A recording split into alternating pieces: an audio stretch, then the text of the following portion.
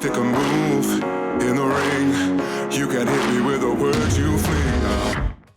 Antonina's a very powerful girl, and obviously people feel like working with her sister, there's got to be so much stuff that rubs off on her. What do you think is the biggest difference that people forgot between the sisters in terms of fighting them both?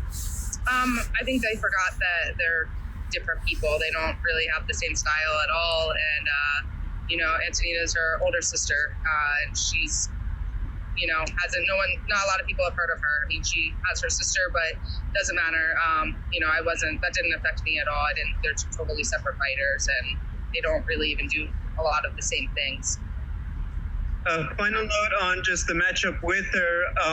The commentary commented on this, and a lot of people that going in, there's a little bit of that feeling of getting the payback from March. Was there any of that for you? Was it just, this is a new person completely? Yeah, it was a totally different, totally new person. It didn't matter. If anything, it was kind of like, a little annoying. Everyone's like, is this going to be revenge against Valentina? I was like, no, revenge against Valentina would be beating her, not like her sister that's 2-1 in the UFC, that didn't really affect me at all. Final question for me. You mentioned it that you got married, you're interested in growing your family, but there's work to be done in the flyweight division. It's still pretty open. Can you just talk about what your timeline looks like in terms of getting those fights and just your own personal priorities too? Like I said, I'm 31, so I just don't want to waste my time here. I want to get as many fights as I can. I'm not injured.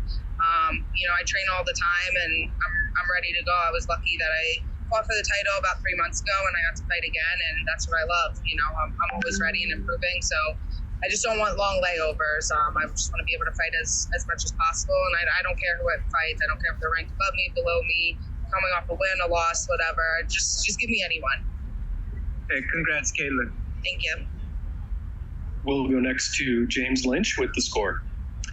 Hey, Katlyn, congratulations on the victory. Dominant performance. You talked about being the underdog heading into the fight. Do you feel like Antonina might have overlooked you in this fight at all? Maybe. I don't know. I was very, very, I usually don't look at the odds because I know that they don't matter. But this one, I was like, oh, man.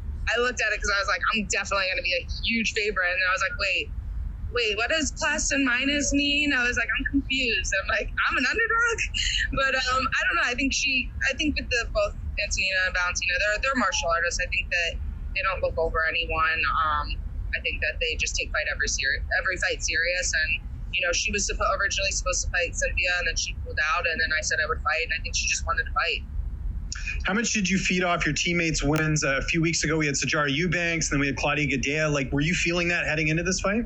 Oh my God, so much, and then even just taking them coming back, Sajara fought less than 2 weeks ago, and she came back and she helped me with my last sparring session before I came, which was amazing. She just came off a 3-fight win, and she came in, gave me sparring rounds.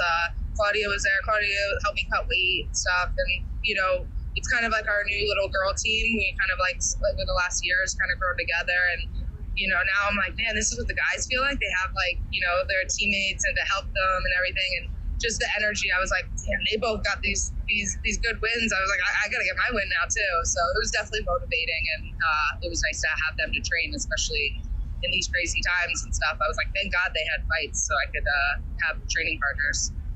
I know you'll fight anyone, but is the winner of the Jessica Eye and Cynthia Calvillo fight near the top of the list? Especially if Eye wins, you could get that rematch back. Yeah, absolutely. I feel like that fight would make sense. And they're fighting I'm not exactly sure, I think 2 weeks. So time-wise, it would make sense.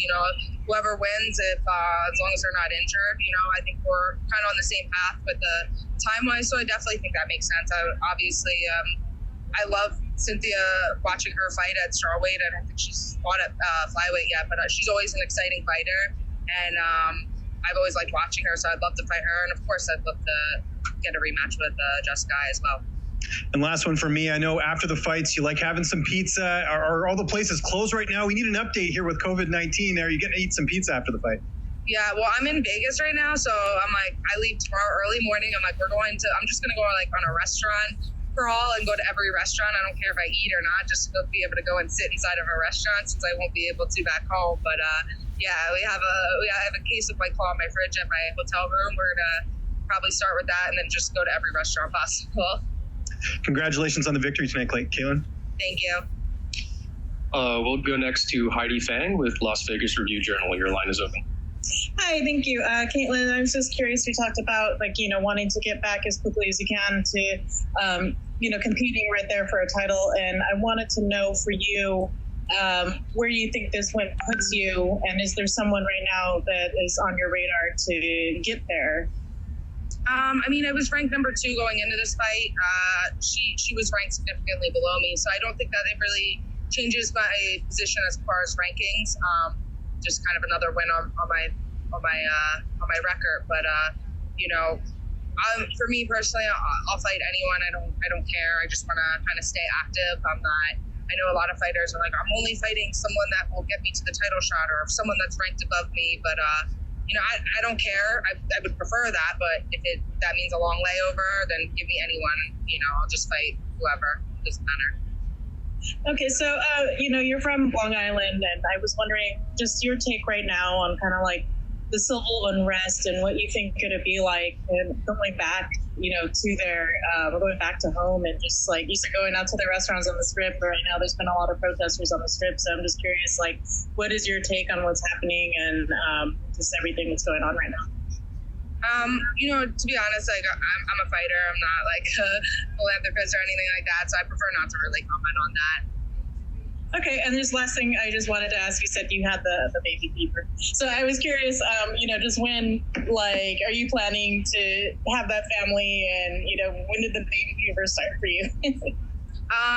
Well, I definitely will, once I start that chapter of my life, I'm going to put the fighting behind me. Not that I won't ever, I'll train for my whole life, but, when I'm done fighting, that's when I want to start having a family with my husband. But, I'm not putting a timeline on it. I'm not putting a certain amount of fights. I still have fight fever as well. So, until that goes away. But in the meantime, I want to kind of, let's get the ball rolling and speed it up here a little bit. Great. All right. Thank you.